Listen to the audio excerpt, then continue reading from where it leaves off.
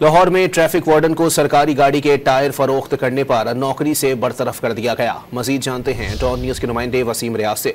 वसीम, क्या कार्रवाई अमल में लाई जाएगी मजीद?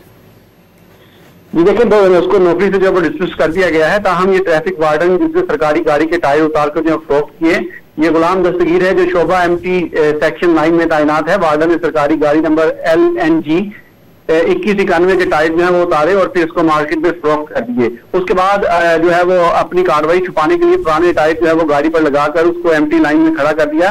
तमाम बाद जब इस बात का हुकाम को पता चला तो इस पर इंक्वायरी जो है वो की गई। महकमाना कार्रवाई में वार्डन जो है वो गुनाहगार पाया गया, जिसको फौरी तौर पर महकमा से डिसमिस फ्रॉम सर्विस करते हुए मजीद जो कार्रवाई है महकमे की वो की जा रही है। इस वार्डन के खिलाफ कार्रवाई के ऑर्डर बुक की कापी जो है वो डॉन न्यूज ने हासिल की है और इस हवाले से जो हुकाम उनका कहना है कि ऐसे जो वार्डन जो महकमे के लिए बदनामी का बाइस बनते हैं उनके लिए उनके खिलाफ महकमे में कोई जगह नहीं, उनके खिलाफ सख्त कार्रवाई जो है वो अमल में लाई जाएगी। जी बहुत शुक्रिया वसीम रियाज।